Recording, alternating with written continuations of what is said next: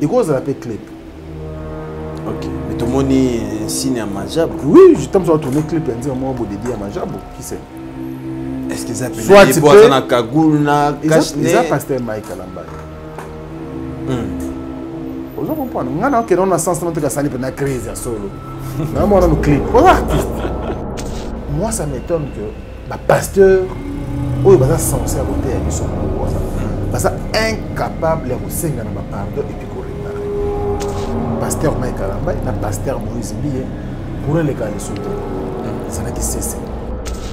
Et le lendemain, tout le monde a photo, une vidéo, pasteur Moïse Mike Alamba a sa crise. Vous comprenez? Or, Denis c'est déjà dénoncé que Majabo. Mais ça dit tout, ça prouve que dans la l'église, tout le monde a kaoyo. Et bon, il m'a regret dans la casse quand le pasteur Moïse Billet pour assurer maman pour la chef. Ok. Et comme la guerre a banni. Et l'autre moi je le dis clairement, on a mis Tchèpe dans mon dîner parce que nous sommes chrétiens. En tout cas, on règle compte jamais du haut de la chaîne. La guerre de leadership, il faut qu'il y ait au Kabola. À tes beaux amis, il y a des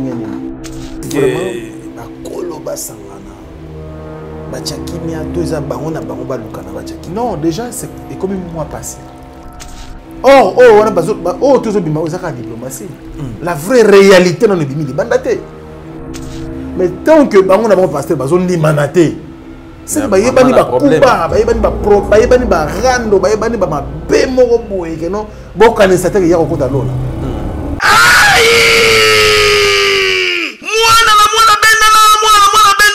3 jours de fête de la femme. Yeah! Awa chez Djongade, Ngandantaba, et si kawa ambiance ezali kolala na niveau ya 2 fois te, Paris et kozala tomber sans résistance. Na cadre ya mois de la femme, le 8 mars, auto célèbre journal international de la femme. Yango chez Djongade Ngandantaba, babongisel bino 3 jours de fête de la femme avec Bartiste à 2 fois te. Na programme, lokola mokolo ya vendredi 11 mars 2022, bokozo artiste musicien Suzuki Luzubu 4x4 et longona groupe naye bako sepel Sabino Ozako Lia Ozako Mela P Ozako Bina. Le vendredi 11 mars 2022 chez Djongade, venez savourer la bonne musique et puis bonne fête à toutes les femmes parce que les femmes on va les honorer le vendredi. Et mokolo ya samedi 12 mars 2022 bokozo CNN Alligator et longona groupe naye oyo bako sepel Sabino na banzambo ya kitoko.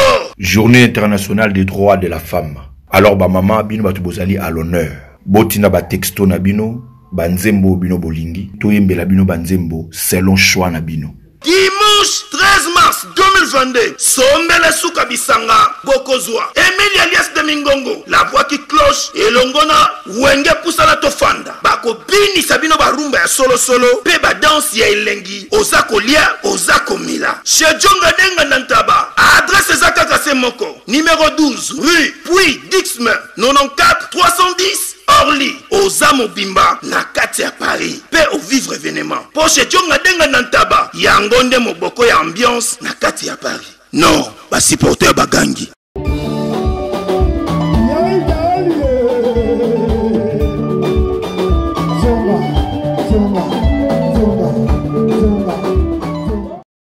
ONG Avenir pour tous APT en sigle.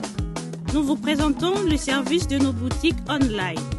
Nous avons une boutique aide alimentaire et une autre boutique Easy Cash Turquie prix de gros. Dans notre boutique Easy Cash Turquie prix de gros, nous vous donnons la possibilité de faire vos commandes en ligne. Nous fonctionnons avec beaucoup de boutiques qui vendent des habits en Turquie au prix de gros. C'est pour vous faciliter de faire vos commandes au niveau de Turquie au prix de gros. Ça ne sert à rien de prendre le visa pour aller acheter les habits en Turquie. Vous pouvez donc commander à partir de notre boutique Easy Cash partout où vous y serez et ce sera le même prix et dans peu de temps vous recevrez votre commande. Pour faire vos commandes, allez-y sur notre site web. Tapez www.easycashinternational.com. Vous trouverez les catalogues de nos articles comme habits, chaussures, etc. et tout ce dont vous avez besoin. Ensuite, vous pouvez nous contacter à partir de nos coordonnées. Pour la boutique aide alimentaire, vous pouvez acheter des aliments pour vos familles à Kinshasa. Et l'ONG Avenir pour tous effectuera la livraison à domicile, sans condition et en toute sécurité, partout dans la ville de Kinshasa. Pour passer la commande de provisions pour vos familles, tapez www.avenirpourtouscongo.com. Vous trouverez toutes sortes d'aliments qu'on vend à Kinshasa, comme poulet, riz, farine de maïs, huile, etc. Faites votre choix d'aliments, ensuite passez au paiement. Utilisez votre carte de début ou Mastercard ou encore PayPal. Au moment de paiement, mettez l'adresse du bénéficiaire du colis à Kinshasa ou en Angola. Vous allez recevoir une notification de votre commande par votre courriel électronique. L'Avenir pour tous effectuera la livraison au dit endroit. Vous pouvez aussi envoyer de l'argent pour vos familles, vos proches, ainsi que les orphelins, en Angola ou en RDC. Pour tous vos transferts d'argent ainsi que les donations, veuillez visiter notre site web. Tapez www.avenirpourtouscongo.org. Vous trouverez une note technique qui vous permettra de créer un compte pour faire vos transferts d'argent ainsi que les donations. Et bien voilà, Turquie nakati ya Kinshasa, solution ya Congolais et Mounani. Nakati ya Avenir pour tous. Ou la Easy Cash. Naibisibino, même prix des gros ya Turquie et ça les awa. Pas besoin de billets, non plus de visa. Bana Guine, Bana Dar es Salaam, Bana Poto, Bana Mokil Mobimba, Site FM Moko, Afrique Info avec Frank Stemai, Yandankala, Twende.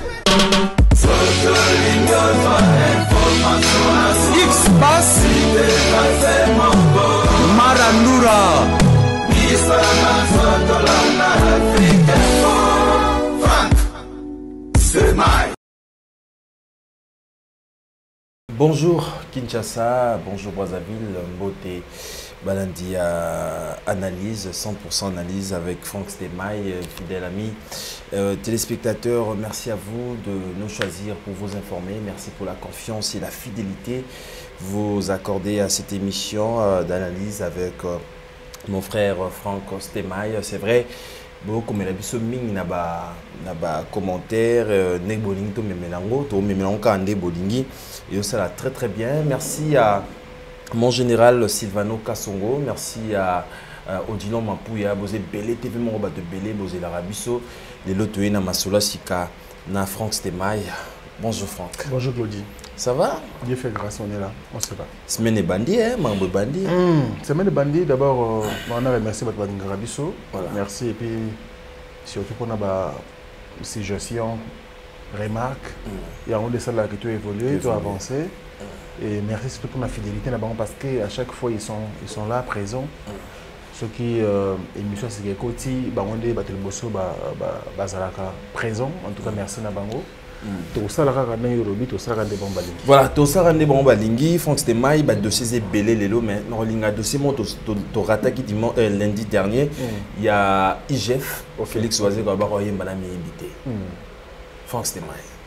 Très bien, merci beaucoup Claudie. Monsieur Félix Oazé quoi je comprends l'émission. En tout cas, ils ont persisté dans la position et dans la décision. C'est bien. IGF a envoyé madame Yébité, mais na Yébité dans Nzembo Fimbu. Parce que Nzembo Fimbu échange. L'artiste veut dire voix. D'abord, c'était une bonne chose. Bon, on a pour la musique à Mboka Nabiso. Une très belle chanson qui a accompagné Léopard pour la qualification. Il y a mondial dans Qatar 2022. Ministre des Sports et Loisirs, nécessaire Jean Condé, a bien ça qui Félix Oazé quoi d'urgence pour qu'à ça l'année au Moko l'espace il y a 10 jours. Et bien déjà une semaine avant match on a la qualification. Alors après ça qui peut les qualifier, c'est la culture pays vite parce que film version culture pays vite je crois 3 fois déjà 2 ou 3 fois. Au moins que je me trompe. Alors cette fois-ci il y a un fongo la chant. Les musiciens nyonso comme Mboka Nabiso va intervenir dans la question. Il y a coupé ça moi image moko il y a rassemblement, image moko il y a unité derrière les léopards. Alors on a un artiste musicien bien trop répondre présent. qui déjà le roi de la forêt. Après Félix Oazero, c'était le roi de la forêt. Papa Chéri Jibem Piana, Kofi Olomide, Inosbi. Bazamo Ebele, il va intervenir dans Nzembo. Et il y a un monde dans Kofi Olomide, il a posé déjà voir naïe. Parce qu'il y a déjà un clip dans Nzembo Yafimbo. C'est une bonne chose, comme on a quand même, l'artiste va se réunir autour d'un projet. Malheureusement, on dirait IGF et Bandaki Likanisi, ils ont mis moi Sima. Le ministère, il y a sport et ça, les bango, ça, quand même bientôt, c'est là, au Tokota, pour Nawana. Mais Tokota, la peine à 4 ans, pour Busso public. Tu es mis IP. Voilà. Tu es mis en Félix Oazero, tu es le total là. Voilà. Ce qui est mis, ce qui est mis, tu vous rappelez, monstre, mais il y a un mis. Bon. Ce qui est le but, c'est que Nzembo, IGF, il y a un mis. Nzembo, il y a sport. Bon, Nzembo, il y a léopard, Fimbo. Mais il y a un bango. Ils ont dépend de Kanaye. Mais tous les Nzembo, maintenant, avant, tu vas retourner ma question. Voilà, tous les Nzembo, maintenant, avant, mais avec Zoran, en attendant, Franck, c'était ma bon, c'est un micro, naïe. Et pour la bande de Kobaota, la biso, va être très bien. Pour moi, le dossier Zébélé, dossier, tous en ango, sorti à Rumba Trap, Ferregola, tous en un dossier, il y a pasteur Moïse Mbié, pasteur Marcelo, le pasteur Mike Kalambayi, Wenge Stade, est-ce que Robert le 30 juin, le dossier tous en ango, il y a Makasi, il y a Wana pour l'analyse, il y a Lelo. Mais quand même, Franck Stemay, Batbaota la biso Lelo, est-ce que Malobawana n'a rien banami ibité? Ils sonné ma bête, ils sonné bien. Ils sont pour décourager mi ibité parce que au moins l'artiste bazali éducateur à masse. L'artiste bazali en quelque sorte formateur parce que oyo bango baza ko sala influencerait une certaine génération. Alors bino moso boso la pratique à mabe bon te biso ni na banzembo na bino. OK. Donc on a besoin d'enseignant, donc on a besoin d'éducateur. Il faut besoin la peu exemplaire. Donc, quand on a dit que c'est donc il faut pas décourager. Mais il y a parmi 25 000. Té, monstre d'amour. Il y a ça. Il y a ça Imiko. Imiko est union de musiciens congolais. Mais Babi va Imiko. Donc, on a adhéré ou pas aux musiciens congolais, on a Imiko. Mais ceux qui liste les alliés, on a comment faire le quoi. Et puis, il y a des obligés pour le matin, il y a le journal de fois au TP à son âme. Ils ont dit bateau derrière Mbongo. Et quel que soit le modèle Mbongo, il y a Zara derrière Mbongo. Je pense, ceux qui font la côte de la mécanisme, ils ont mis des agolobela. Donc, en quelque sorte, il y a des musiciens, il y a des politiciens, il y a des journalistes, il y a des différents domaines. Il faut qu'on mérite un bongo. Il faut un bongo ils ont mérité. Il faut un bongo ils sont propres. Bruno Lubika propre. Bruno Lubika bongo faut un bongo ils sont propres. Ils sont mal propres, ce n'est pas bon. Voilà, ce n'est pas bon. Voilà, on va également parler de Ferregola des nuances, Rumba Trap, qui est déjà disponible sur toutes les plateformes de téléchargement. Mais Togi le Solon dirait faire un mot Tiaming et la dynastie par rapport à Harmonie. On dirait dynastie de Makam. Bon, dynastie, au buste yoka kiawa, ils allaient qui ensemble et ancien ya wenge musique à maison mère. Projet ils allaient qui bon donc ils ont album projet à Ferregola mais associé na bande konaye au travail qui na kasa wenge musique à maison mère. Mais quelques morceaux on a yoki on ne sent pas du dynastie mais plutôt on sent de l'harmonie dedans. Okay. On a évité ce qui peut-être stratégie équipe où travaille et Zouaki. Mais peut-être il y a une grande contradiction de ce côté-là. Harmonie est allé prendre un album ouvert. Un album un peu urbain. Il y a moins de musique de Soyoka. Donc, autre chose que ça harmonie. Selon là. Mais bon, dynastie, je sais pas. Parce que c'est là qui ceux qui Nzembo et Bimio, tu as ta voix, mon corps. Bon, même pas qu'on ait ta voix, mais Nandima qui était que dynastie et qu'on appelle Nzembo, il y a un modèle. Parce que vous avez Nzembo pendant. Rumba Trap, voilà, voilà. Rumba Trap, voilà. Donc, Rumba Trap, il faut retrouver une harmonie. Donc, on a une stratégie équipe. Il y a staff. D'accord. Mais ce que ça pense, il y a une dynastie, c'est contradictoire. contradictoire Franck Stemai. Mais si vous bandeko bamoni titre mimi hein. Titre mimi. Oui, affiche côté je voulais féliciter les concepts on a affiche. Le réalisateur il affiche en tout cas bravo à lui. Affiche ça très bien. Ça très bien. Et félicitations à son équipe parce que choix basali bon affiche ça babimsara belé bon sali choix moko. Choix wana d'accord. Très belle affiche na Trump et artiste pour la faire rigolo là. Ça va en tout cas très bien. Mais faire rigolo la félicitation pour nous qui sauce ya ba rumbo a pesibiso rumba trap. Mais même sur les mais est-ce qu'ils ont perturbé public? Oui, quelque part, il y a une confusion dans le milieu public parce que, dès l'émission tout à l'heure, Harmonie, tous les là, Nzembo y a fait rigolo. Déjà, on te dit que moi, morceau, mon boy, où ils ont un moins erreur en français. Et côté Wanapé, il faut vraiment pas bomber ça. Parce que, tu vois qui erreur Wanapé qui n'a regarde-moi. Regarde-moi, erreur qui. Alors, l'équipe fallait être vraiment attentive na diction et artiste, na ba phrase artiste ça arrive à tout le monde. L'erreur est humaine. Nous sommes à ça l'erreur na vie. Tout le monde, artiste ou pas, nous sommes na droit à ça la erreur parce que nous avons tout. Mais quelque part avant projet mon artiste mon le coup la faire rigolo là. Il faut toute une machine derrière. Il faut battre base à la wana donc mutuamto jouer rôle comme il se doit. Yo glodi rôle nous a oyo. Patrick Ngambe gold nous a oyo. Carlos c'est lui qui rôle nous a oyo. C'est comme ça que ça se passe. Parce que artiste Moussa na ezali kolande la mélodie, kolande la nuance, kolande la ba phrase. Moi ba biblo wana ba erreur en français, banin. Il faut une équipe derrière. Les star, artiste, leader. Ah ouais, fallait le bango boy. Ah il fallait le bango boy. Ça arrive à tout le monde. Bissonio ce sera bien. Ah ouais, des fois mon acheteur a ploté. Ah ouais, fallait le boy. Ah fallait le boy.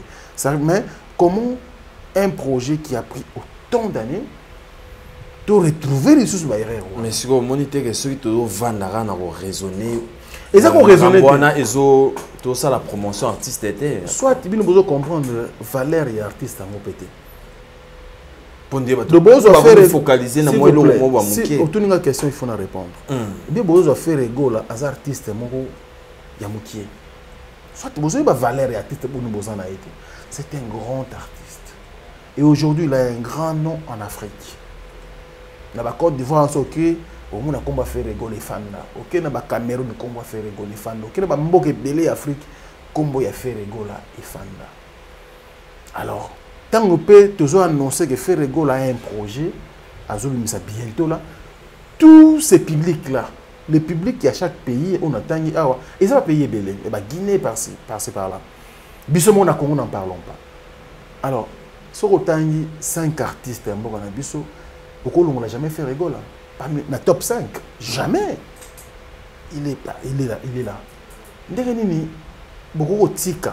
Mais il y a une équipe qui est en Kotika, on a des amours. Kotika, oui, Kotika. Parce que nous avons comme une phase finale T, parce que déjà, nous avons des artistes, comment ça se passe dans le studio. Nous voit témoin, nous voit la propreté. Témoin dans nos yaka, apprendre, basali ba séance, nous sommes na propre. L'artiste va fonctionner à bongo. Donc, tant que l'artiste ne va jamais y moko. Donc, dans l'étape il y a des gens qui accompagnent l'artiste. Et tous ces gens-là, c'est quoi les rôles? C'est quoi les rôles? On dirait comme ça la sous promotion, il y a artiste, il y a Nzembo, comme il y a erreur biso c'est quoi rôle na biso donc ko vendre la monde comme un problème ya mokili mobima ben tant on a lobby mambo affiche awa parce que tout est bon so ou critiquer affiche on za motema de niveau pas faire ego là bas sous bato ba teke yon fa vendre boy bato mo lobela justement cette distraction oyo équipe et ça l'attention te que moi biloko mike wana voilà nzembe koza kitoko mais bato faut attirer attention na wana. Donc, des petites erreurs comme ça, et que baby sa promotion il y a Nzembo ou encore il y a album. Donc il faut déjà qu'on soit vigilant. Parce que l'artiste est bien entouré selon moi, l'artiste a un grand nom, l'artiste est grand. Donc il faut que Mike wana ezalate pour que biso tant comme la phase promotionnelle, journaliste, tout ça, to kotika ngamba na promotion pour que biloko na Mike yate. Mais tant que tu zonga na biloko Mike ndengona, ça ne fait pas la beauté de l'album. Ça ne fait pas ça ne ressemble pas à niveau au artiste a commis nango lelo. Au artiste ça la déjà. Franck Stéma sur ce plateau fidèle téléspectateur. Non mais nous devons être clairs parce que nous na Congo tout nga kosala makambo na ndenga hypocrisie. Eza olati veste ya noir, ngai funa ko ba glodi a ti eza bleu. Te eza noir. Likamo folo bango ndenge ezali pour que bande ko ona mutu na mutu pe assumer ba responsabilité na comme il se doit. L'artiste tant que toujours ba boyer et ko interpeller conscience et artiste mais bino bozaki wa putain bilo ba bongo yo sala. Eza cuisine interne. Donc tant que tu vas bientôt l'harmonie. On se entend que l'artiste c'est la cuisine. Aza lamba. Yena batuna ba travailler bazo lamba ba talaté. Pourquoi pas le bac non banzembo za ebele mais tout ça tout trier. Tout ça la ba show, tout ça la 10. Mais tu as 60 chansons. Ça veut dire il y a une équipe t'es prise. Na ndenge marambezo kende, na ndenge marambezo lelo, il faut oyo. Diso. Le reste est zélanan. Ça veut dire qu'il y a des gens qui travaillent. Mais quand même donc tant que vous pour banzembo wana faut pas que non nakate banzembo wana tache d'huile ça te tache peut-être la main pembe faut pas que non nakati wana ba erreur moko bo mike et ça ba erreur mike oyo vraiment ko déranger l'album penza te mais ce n'est pas bien parce que nous sommes tous des Congolais. Faire Egola nous appartient d'abord avant à appartenir na public mususu. Donc bisomo bakolo faire Egola il faut to lobaka. Bisomo bakolo artiste na biso il faut to être vigilant na musala baza ko sala biso. Donc avant comme eza ba étape ebele. Mais quand même étape ya liboso to tikela rango artiste na bandeko ba accompagner artistiquement. Étape mibale ezali biwe ko fanda e ko tala tala. Biso libanda to tala. Mais nous devons aussi jouer notre rôle comme étant média. Voilà, mais dans l'ensemble, quand même, félicitations Ferregola. Dans l'ensemble, en tout cas, félicitations. Nzembo 4 5 titres, c'est bon. Félicitations. Mais Nzembo wana kaka parce que déjà regarde-moi, naza fan. So tali na page na nga publié Nzembo wana. Na publié extrait parce que na droit chanya sauté. Na publié extrait. Waouh. Mais so yo ki bien woka côté moi une petite erreur aussi il y a mon français. Ça ne fait pas du bien à Trump il a fait Ferregola. Parce que les autres dépendent de les gens Moussala a fait Ferregola, les gens Moussala a équipe. Équipe il faut jouer rôle là. Ça j'insiste, je suis clair comme de l'eau. Franck Semaille sur ces plateaux fidèles téléspectateurs, merci Bota Labiso. TV Moroba te belé, Augustin Bernabé Bota Labiso na Londres, merci à Siamlex, vous avez belé Bota Labiso avec beaucoup d'attention. Mais quand même, Franck Stéma. Même Bisso, des fois, au commis titre, de comment on peut y avoir un commentaire. Frère, au commis, regarde, ici on écrit comme ça. Oui, on a assez ok, d'accord, merci beaucoup. Peut-être que le monde qui est battu, aujourd'hui, mais quelques minutes après, le monde a modifié. Et ça m'a bêté. Mais quand même, l'erreur est humaine, mais quand même, compréhension ya congolais il faut que le niveau il y a un moins compliqué pour il faut que le niveau créer des problèmes il faut que le niveau bassesse wana yo za déjà journaliste yo go sur la télé ko la mutabala bala justement non il faut te aider parce que mamuto lo ba o ezali et comme guerre ba fanatique OK na ba réseaux sociaux passer par les gens bazo kataka mo extrait wana bazo partager en passer par là biso ce qu'il faut te interpeller l'artiste et son équipe qui ce n'est pas propre et bimaka. Il faut sur la cuisine. Et salami, to bongisi, tant aux autres propre sans défaut. Voilà, merci beaucoup Franck Stéma. Je pense que nous avons un sujet prochainement avec Ferregola. Félicitations. Mais sinon, dans l'ensemble, en tout cas, bravo. Seulement qu'il faut préciser que c'est Ezali Banzembo, il y a harmonie de Bimi ou il y a Banzembo, il y a dynastie. Voilà, merci beaucoup Franck Stemay. Félicitations à Bandi Retour, Bandi Banzi Moza, ils ont très bien. Oui. On a vu Ibrator à Bandi de la émission. En tout cas, c'est bon. De l'autre côté, à je crois que c'est ça les artistes. Ibrator Tolobaki a le cambi à promotion. Promotion. À Bandi. À Bandi. On a besoin de tout ça, on a besoin de bon karaté, tout ça, on a besoin de karaté, il faut pas bien regarder sur téléphone. Voilà. Mais Tolobi quand même les cambous. On va se saisir, on va se servir et puis voilà. Ça on a bien à Bangomoko. Le 2 avril, Fabregas, aux États-Unis, na Villanova Mobimba. Est-ce que Franck Stemay, après de part au Salam à Lyon, Fabregas a signé les sous cette fois-ci, donc même à Villanova Mobimba aux États-Unis. Pourquoi vous signez? Pourquoi vous signez? Ça déjà, au départ, ils ont une Villanova et ben depuis. Donc, Fabregas, c'est moi qui transfère la musique à maison mère. Et là, ça patron de Villanova. Donc, c'est de l'incive à la vie. Il y a aussi continuer au Sabro. C'est pas dire que ce soit Kimi, tu vas long mais il faut arrêter carrière. Non? Marché, contrat aux États-Unis. À cause de pété Katika. Mais à Villanova, azo amisa la team wata kwa bakende bazongi ba mobimba ndé bon héritier wata def ça na misa na ya team na kena bon ba team arate non alors ça a confiance na misa oyaye à travers na bango donc qui ton musicien maintenant base na conscience professionnelle ba ba to kepo na musala ndé to ke États-Unis ndé to kozonga ba bakenda ki Europe basé belé ba chomi bazonga qui ba christianisme solo merveille Yamado Yama le Dourmer le chef d'orchestre et puis Gina Pemef bazonga qui bazonga qui sont aux États-Unis donc ils ont la deuxième continent bazonga de monde mais quand même est-ce que grâce à Moussa na ba ba musicien na ya Toroba qui est esprit mais non quand mon esprit c'est ça conscience professionnelle toujours voyager pourquoi tout ça là ni ba okende ba monde appelle que non kuna soko tikali et ko sengo plus ba musicien oyo ba tikali na poto lelo ba misi ba album na noter non to kita banzi mona bango te ba ko ba star te na Paris kuna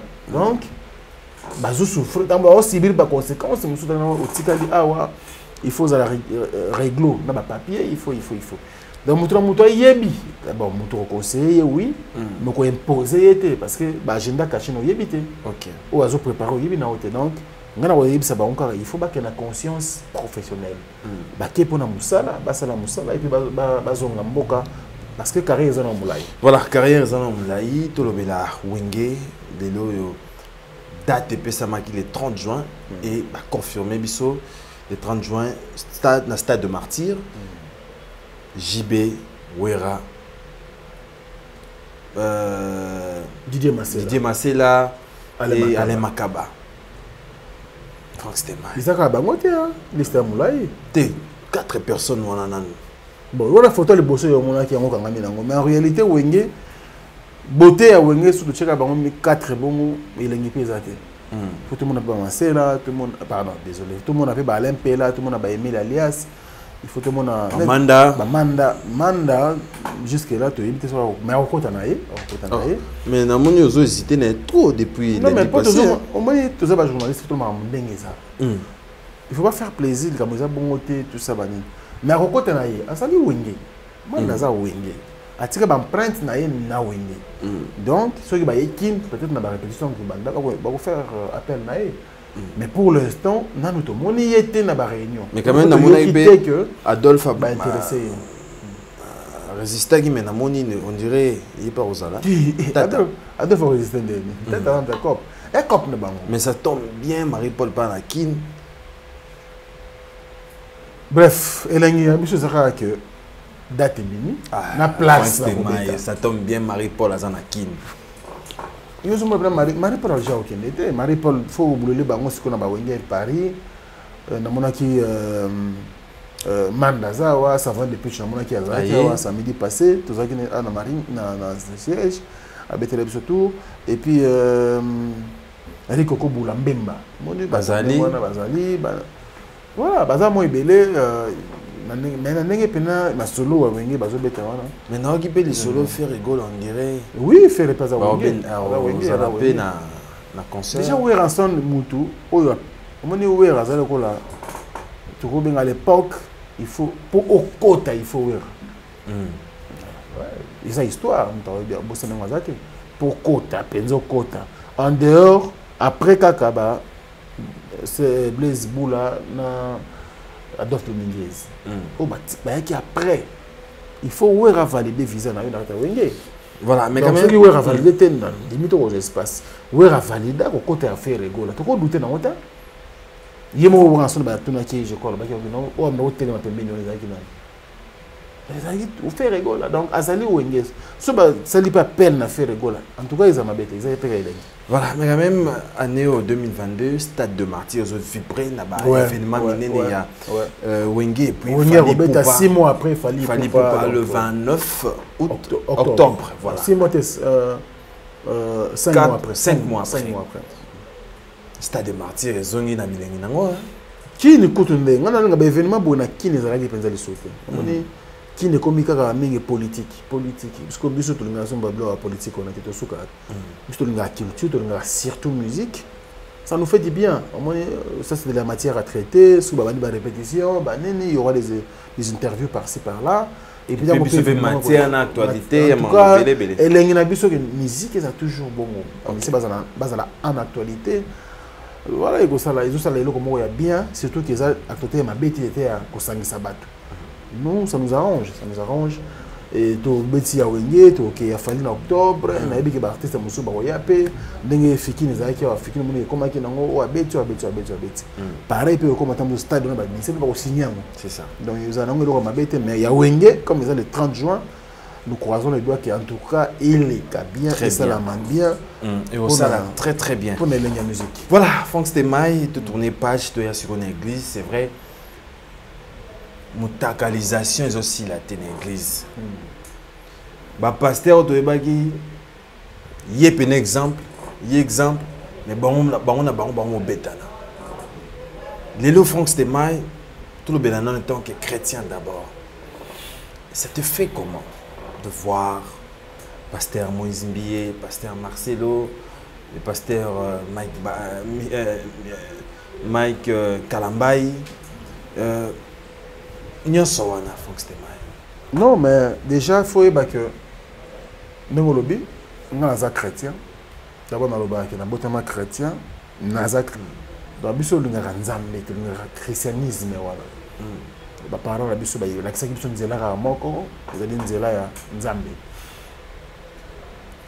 tant que je suis catholique, d'abord, dans ma jeune âge, je suis servant de messe, tout ça,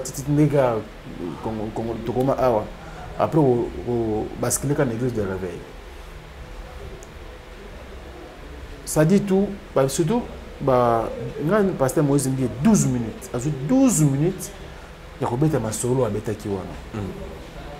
Mais déjà, il y a une rumeur, il y a pasteur Mike Kalambay, le pasteur Moïse Mbié, courant les cas de sauter. Ils en ont qui cessé. Tu vois? Quand l'église a raté, il faut. Mais Batouakati, Bazan a répété, Misaka m'a solo Libanda. En tout cas, rien ne va entre les deux pasteurs. Ce n'est pas une bonne chose, tant que les chrétiens. Parce que le pardon libère. Biso Bater a toujours là, on a pas approché, solo la première fois. Deuxième fois, c'est imité, c'est des infos qui sont là. Il faut au maximum tout le monde. Vous comprenez? Et puis, il y a procédure pour réparer le conflit entre les deux frères. Ok.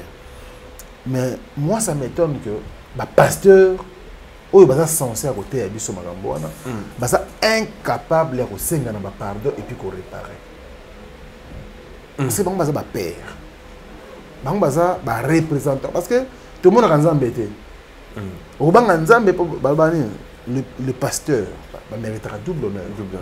C'est pas pour rien. C'est parce que Bangonde, Bazali Bato, Bazo aider Bisso, ou Bazo orienter Bisso dans la bonne voie pour nous rencontrer à l'eau. Ok. Et puis Bazo te Bisso savoir vivre. C'est-à-dire, nous vivre la prochaine ayo. Koyiba lo comme ningate, ko luna bosa ningate, ko bomate, les 10 commandements wana. Bango ba sincère, maîtriser mieux que Bisso. Ba mpate o bango bazo kam bango baza berger on se comprend mais ce qui est comme le niveau moko et que bango moko comme incapable ya ko zongi sa relation avec Koufaki basa incapable ya ko réparer sika oyo peut-être moi problème quoi yaki ça devrait ça devient un danger pour d'abord l'église et puis pour notre biso ba chrétien dossier ngo ndine biso qui cessé après moké dossier botami alors koloba ya pasteur Moïse Mbi ndeko déclencher nyonso et déclencher vraiment nyonso et tout le monde a compris que non oyo parce que tant azolo bazo pesa ba signe ça prouve mutu pasteur Moïse Mbi tant azolo ba pendant 12 minutes attends comment mutu terre mais tout Congolais avait compris que était oza sur comme un niveau nini wana niveau nini le banc public justement monsieur moni au bon ba concert abisot c'est par Yaka Bouvanda c'est par l'abondance du cœur que la bouche parle donc Amélie on a sali bonzoto wana qui passe terre bon on est dans zoto te amutu vous comprendre et tant que tout le monde est comme une phase oyo et la phase moko et comme il venait la phase amabé il y a un mouton le bina kati ote mouton habito pe c'est monsieur Denis c'est raison hein te to que non bon côté to que non bon côté vous comprendre et le lendemain tout le monde ba photo na vidéo moko pasteur Moïse Mbi Mike Kalambay a sali crise vous comprendre or Denis c'est déjà venu dénoncer que Majabo projet Majabo dès que pasteur Moïse Mbi atteint comme Majabo moins encore pasteur Mike Kalambay les gens bango la compréhension à Batou ba comprendre que non il s'adressait na pasteur Mike Kalambay concernant le projet Majabo donc Genèse à Likambo Isaïwana et mais surtout remonter dans quelques mois passés pasteur prophète Denis Lessi a déjà dénoncé Biloko Bongo mais avec des réserves. OK. D'accord? Avec des réserves. C'est par là pousser Batou ah non pasteur prophète Denis Lessi qui ça a raison. Bah dire il y a pasteur Moïse Mbi et il faut confirmer balamoko ba propos il y a prophète Denis Lessi. Mais ce qui zongi quelque part tout le monde publication à pasteur Mike Kalambay reste derrière mon dos là où tu es a commis wana téléphone ils ont une page de Facebook mais na souka bakisi si nous sommes réellement le serviteur de Dieu donc il s'adresse à un serviteur de Dieu et nani o auti koloba avant publication de Marambo to vivre en musique mais comme musicien écoute on se remonter encore frère Patsa Yembaka j'ai cherché l'église je l'ai trouvé dans le monde j'ai cherché le monde je l'ai trouvé dans l'église donc ils ont ça la propreté et t'es d'abord chrétien non répond en tant que chrétien d'abord bon ça papa na biso tu comprends bango tu benga bon dadi papa donc mes photos on a pu solo et puis na Mike Kalambay ça pasteur Mike photo mon château kolo tous photo ngo ezali mais ngai sikoyo nazana deux réflexion na photo wana et les bosso et cause la clip. OK mais tout le monde est signe à Majabo. Oui, je t'aime sur tourner clip et dire moi dédié à Majabo qui c'est est-ce que ça peut être pour na cagoule na cache-nez ça pasteur Mike Kalambay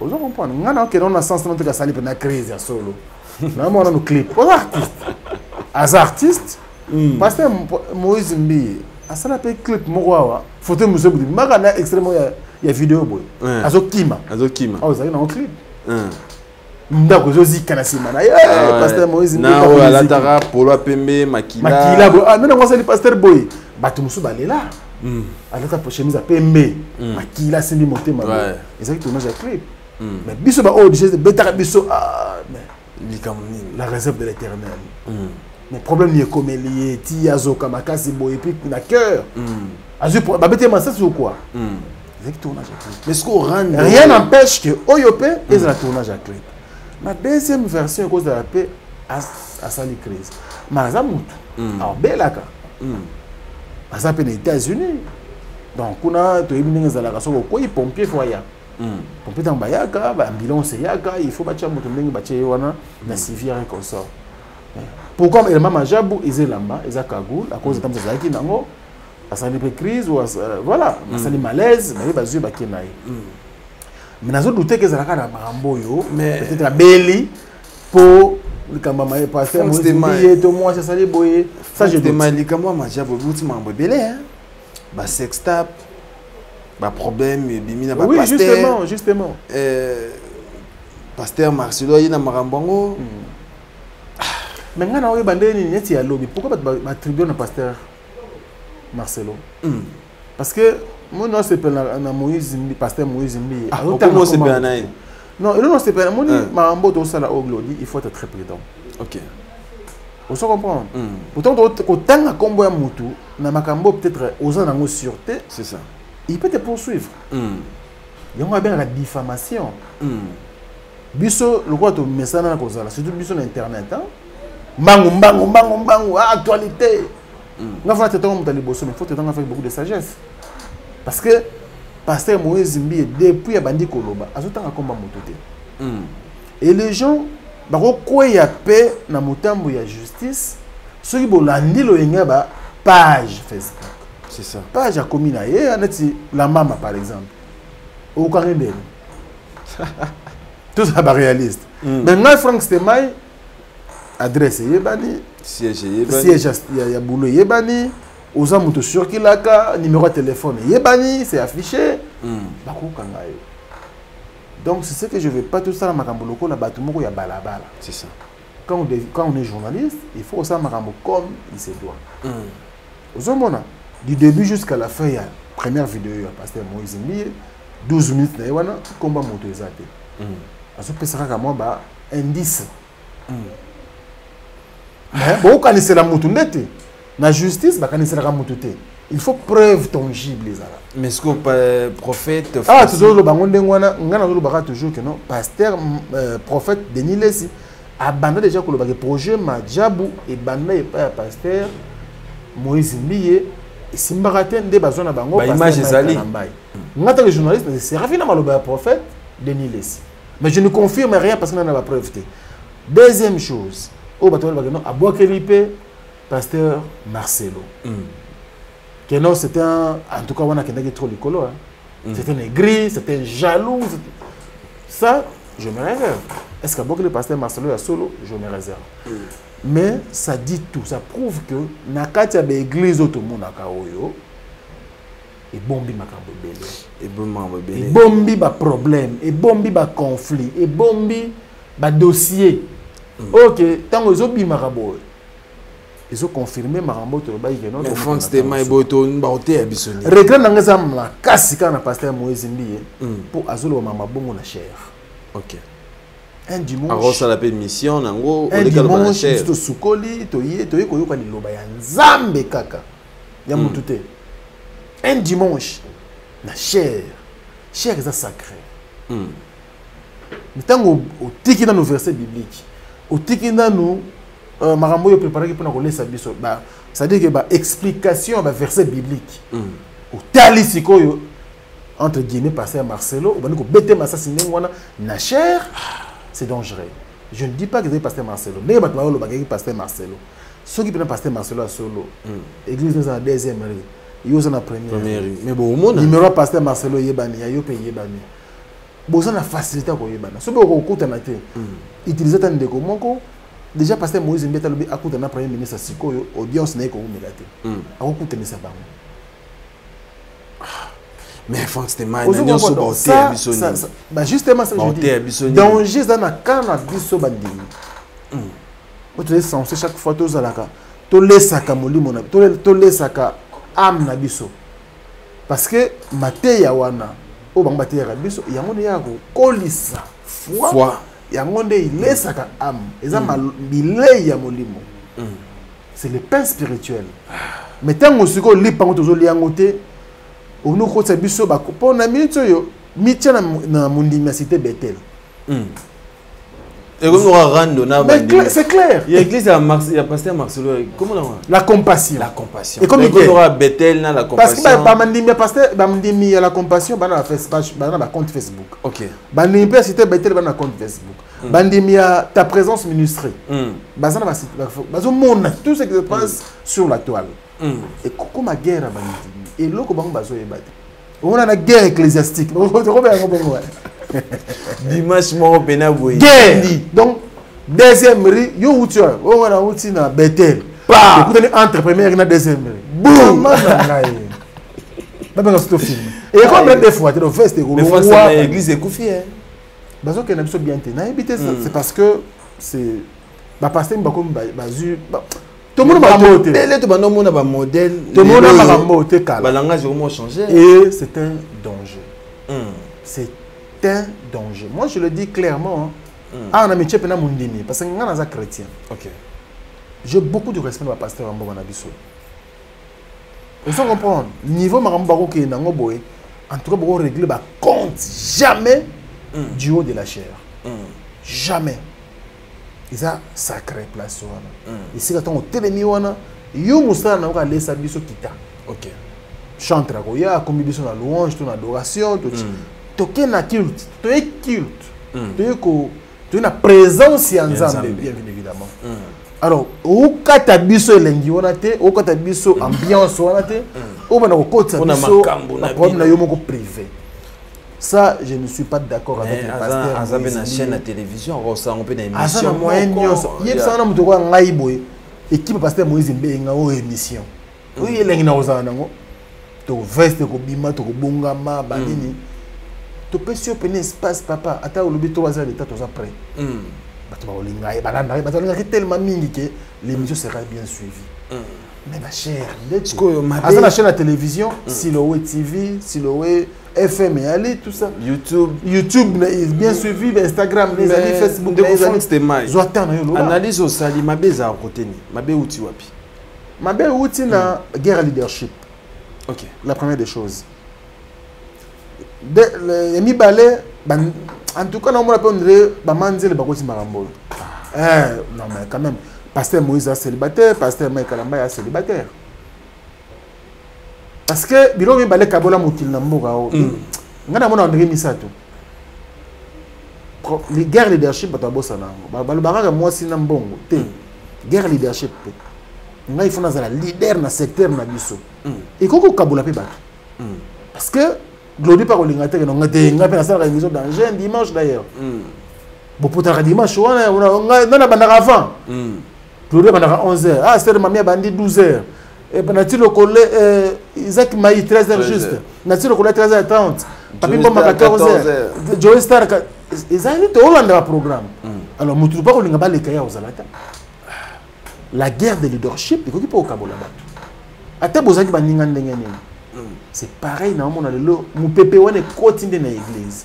Ezalaki na biso boye na ba païen. Olinga na païen te ngana za chrétien. Ba païen pe ezalaki soit païen zaki. Mais maman pe bani na ba kulu toi e bandaki ba Sony, ba Coutinho, ba Denis Lessi et o kita na baleki. Même la meilleure femme du monde ne donne que ce qu'elle a. Ba kulu to ba tikili baleki nini. Mais avant d'aka na lobana yango. Ba vieux wana, ba vieux pasteur, ba vieux loup, ba grand prêtre, ou bête ba stade. Ba sala ba plein parce que des prophètes de l'Israël alors ngana bête ba stade 9 fois. Et cependant parler du peuple tondi sango. Est-ce que ma maman les a en église? Est-ce que vous êtes en église? Pour battre ba yepo na yote, ba yepo na yoka nzambe. Ba yepo na la record ya ba stade 9 fois té. Et puis ça solo. Seulement que au compte de la moto loté ba yaki pas noté. Ba yaki et l'oko Nzamba a déposé 4 naïos. Ok. Pour nous, on se dit, Dieu utilise cet homme. Donc, Dieu don de soi. Ok. Vous comprenez? Mais tant que comme que Namutu na sali. Oh, donc il y a qui Nzamba alors. Mais ce qu'on peut. Et le lot tout le monde a beau temps que non déjà ta présence ministre. Bon sango danger donc faut na mona blague mine dans les pays liboso. Surtout filmer prendre faut payer ça. Nga besoin au terme il faut cortège 3 quarts. Kuna ndeni yape auto micro la TX et mon beso bani basache côté peut faire payer car wana Donc, à tout prix, il faut ça. L'église, il y a combien de membres? Chaque culte, il faut recensement. Oui, il faut évangéliser. Bon, évangéliser pour tout côté, ça va lola. Mais tu évangéliser pour tout matissa nombre et ba membres na biso. Tu comme on bête lango peut-être biso à 5 000 membres, 10 000 membres, 30 000 membres. Mais ba membres on tombe bazo bakisa ma. Ba pas na yo parce que Bible le bien moto moko ta yaka pa ya nzambe azonga lolenga yelaki. Biso to na église. Depuis l'église des réveils, est-ce que tu as un changement spirituellement et physiquement? Pour nous visiter, même ton physique, il faut changer. Vraiment, tout ça l'effort, faut que... Vous comprenez? Il faut peut-être un changement qui nous a païen. Mais depuis la Nanzela Nzambe, a changé. Finance, il faut changer. Donc, moi, du point de vue social, il faut. Au moins, notre frère qui a 5 versets bibliques, est-ce que dans l'église, tout le monde a changement dans le frère ou dans le péca 10 ans, changement. Mais est-ce qu'on fonctionne pour aussi ça dossier qui mien et au côté qui mien au côté à ceux qui vraiment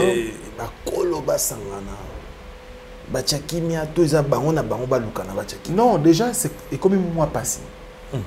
Au moins, le niveau est comme un mois passé. Oh, il y a un solo, il y a pasteur Moïse Mbiye, pasteur Mike Alambay, pasteur Marcelo. Et c'est échantillon.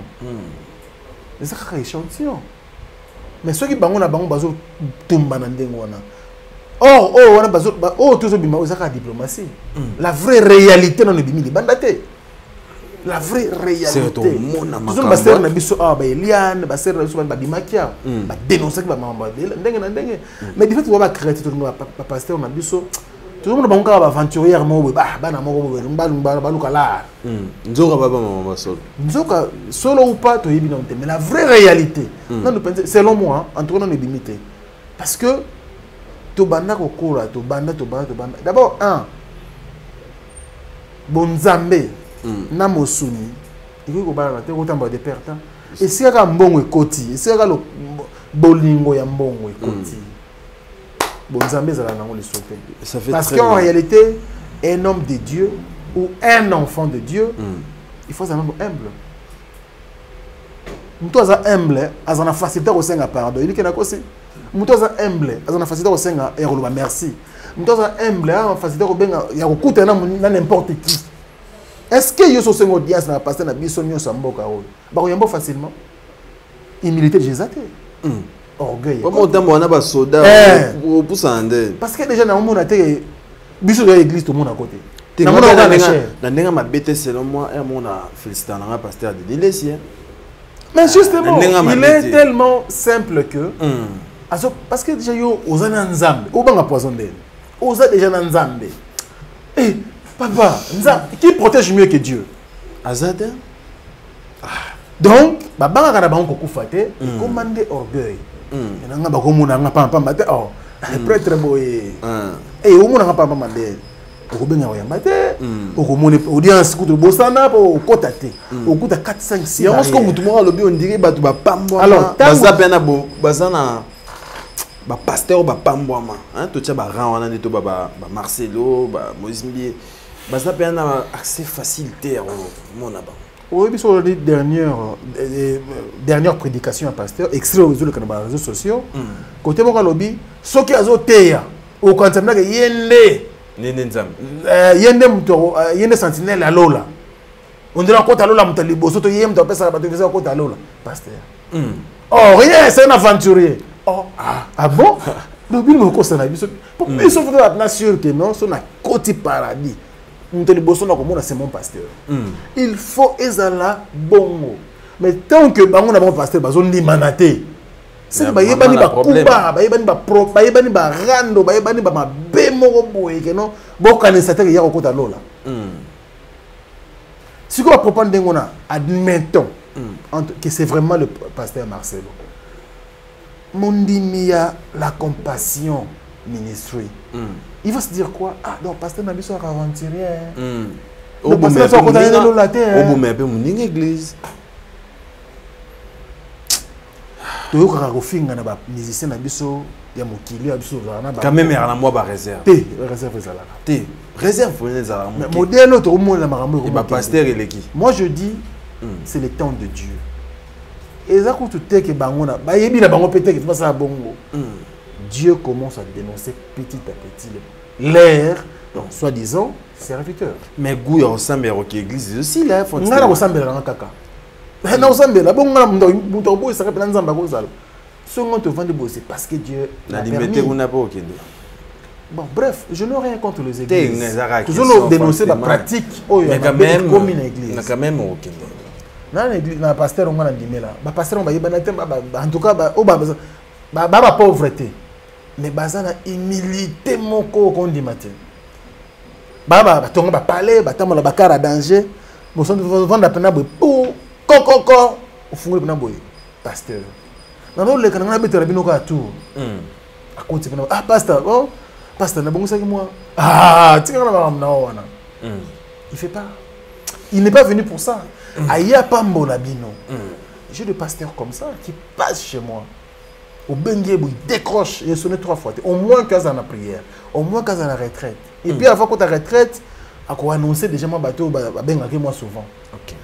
Ah, tu es, à ce moment où et puis, tu aux numéros, bon, vous appelez un numéro mère. Ah, tu es papa, papa, à moi, service, mon bande comme sous. Au rappeler, à peu près, si, à rappeler. Ah, si, à rappeler. C'est ça un homme de Dieu. Bah, oh, yabiso, bah, grand prêtre. Bah, oh, yabiso, bah, kenda sango. Qui peut rappeler son. Ceux qui peuvent être bandimi, on roule babé d'achou, après ça va jeep. Tu veux Eric Mandala. On va prendre Eric Mandala. Ah, Mandala, n'a pas béni boy. Dis-moi, quoi, tu tournes. Bon, bah, biso, bah, oui. Au venu pasteur, d'ailleurs, au yambote, au comment répondre, tout le monde a blé, dans la bête, vu mon co. Au comment t'as 10 messages dans WhatsApp, aux a vu. Bon, c'est ce qu'on a à l'hôpital. Mais c'est Mandala, Mandala appelle ça un jeep TX. Bango Bazali, Bazali va limiter. Donc, le gars appelle ça Jim, ben il passe en retard. Mandala, yo, passe le téléphone, passe. Voilà, merci beaucoup Franck Stémaï. C'est vrai, dossier vraiment à suivre ton zone et en sous les lundis. Babunda, bango na bango, batike la biso église. Ok. Babunda, bango na bango. Batika ko finir la biso nzambe. OK. Ceux qui basent ba businessman qui les nous disent. OK. Ceux qui basent ba commerçants, c'est le moment. Mais ceux qui vraiment doivent servir comme église nzambe comme étant du business, comme étant leur digablo, comme étant leur je sais pas quoi. En tout cas, que Nzambe bazali, Nzambe existe. Ce n'est pas boss que Nzambe existe. Ou bazali Nzambe moko boyo ba. OK. Mais ce que Nzambe appelle ça biso na bango pema. Ne ba osaka na e boye. Et que peuple Nzambe, ba brebis Nzambe zo comme égaré. Pour na bango.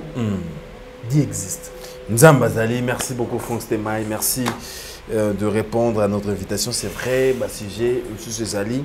Bon, c'est une émission beaucoup mais la biso bon pesa biso ba pesa biso ba sujet bolingi hein bon pesa biso pe ba sujet bolingi to remeka au salon de Franck Stémaï chaque lundi 100% analyse tozana 100% na Franck Stémaï. Merci beaucoup Franck Stémaï. Merci à toi Glody. Quelques salutations. Nanga bongo Glody ya suka parce que Glody ya suka sert na biso moi si ya Tracy Mbelenga pro bazana na France na pesa ba mbote belé ba parents ya Plamedi et Preston. Na pesa ba mbote belé baza pena ba confrère Glody concert mobile na confrère na biso elengi ya Congo. OK. Na pesa ba mbote belé Glody qui na merci na yo, merci pe na ya Jojo Ngonda, il mène la terre avantageuse. Hier ata ndenge. Mais ya Jojo Ngonda zuite. Ya Jojo Ngonda depuis lundi wana. A hôtel l'émission na yo. Ah OK. Hier za pena pa banda Africa Info na ibandeli. Ti lelo ba accompagner biso ba merci ko la première dame de Lausanne, motema papa na biso ko bedi chez ba parent Henri on dit Louawa un enfant pas comme les autres. Bazara depuis le début ya Africa Info ma compagnie Rabiso, c'est le président Super au sol, na magistrat Matota, puis Alain Dynamo, on s'oppose agréable, na maman Johnny Samba Kondi, prompt rétablissement maman, Diesola à London City, merci pour tout, maman Dalida Zola, ça n'a jamais alors jamais vu Gilles Dikando. Il y a dit que motema ya mère na biso mapo finini et puis sans oublier le plus beau et le plus élégant de la ville de Birmingham, lui il s'appelle il y a José Moulumba motema Beni. Merci beaucoup. Barcelone s'il te plaît. C'est 4 personnes na batebele ba osilika ba osepela mingete na robo ça n'a jamais Noël Okito Black dedans. Comment dire sponsor Noël Okito. Noël Okito. Banana biso débat de mille côté kuna tilelo. Et depuis Nazara côté kuna tilelo penza zarana biso Noël Okito le jeune millionnaire et tous ses parents avaient ça en Botebele et puis na robo ça n'a jamais Papi Moulouza le patron lui-même Papi Moulouza Mukendi le patron lui-même na Newcastle. On est donc ensemble boss Djonga Okula clin d'œil spécial Maxime Ilunga Nosumi Masampu. Tous les staffs pour ça, on a commis Paris en tout cas, Batou, Nande, Bazaranangaï, Franck Stema, Yofoza la Boye, Awa, en tout cas, tous les amis, il y a Paris, Belgique, Suisse, Bambote Nabilo, on a pensé. Merci beaucoup, Franck Stema. Et Carlos Elika, merci pour la voilà, merci beaucoup, Franck Stema, merci à mon général Silvano Kassongo. On a perdu le général Silvano Kassongo, la ville, il est très, très calme. Continue à traquer les bissonnés,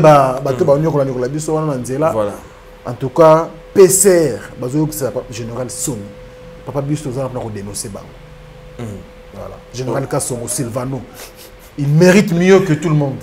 Merci beaucoup. En tout cas, pardon. Longola bateau Longola mais général Silvano Kassongo il fazala. Voilà, merci beaucoup à l'honorable Ariette Wamo Boté na Katia Parlement. Fonegoma Kitoko grâce à l'honorable, merci à l'honorable Alain Boyka, autorité morale, merci à Bruno Lubika Mbonga propre. Je veux dire Mbongo c'est ça propre. Bruno Lubika nda comme son propre. Na raconter wana.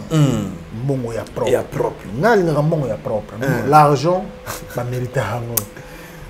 Bruno Lubika. Ah non. Il y a ça propre. Slogan na wana mbongo ya propre. Propre. Parce que mbongo moyibi ali, mbongo mususu ya makila ya bato ya propre. Mbongo faut de la propre. Voilà, Bruno Lubika, merci à Odilo Mapouya, merci à Siamolex, exemple à suivre.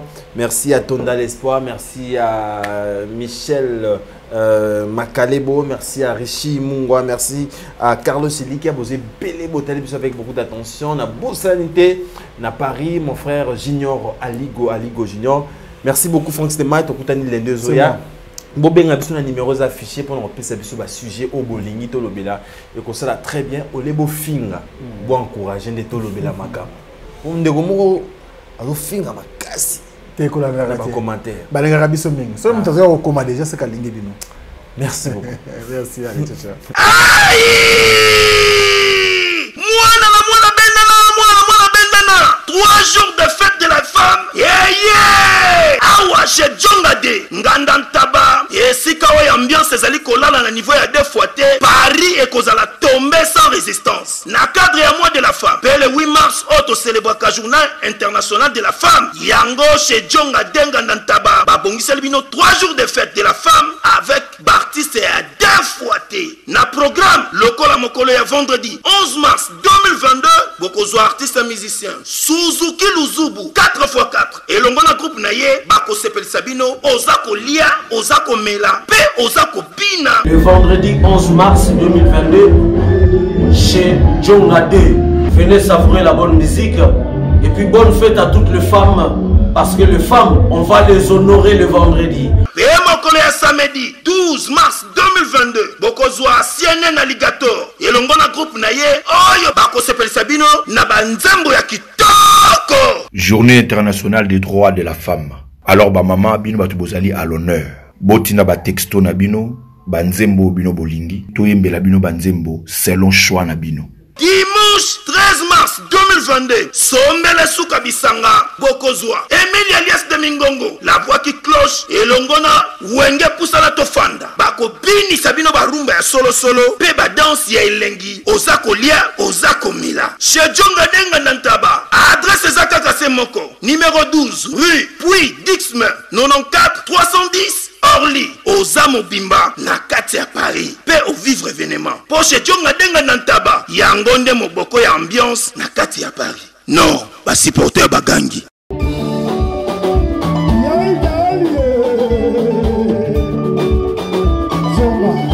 Djonga.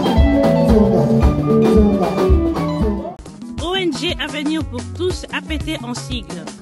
Nous vous présentons le service de nos boutiques online.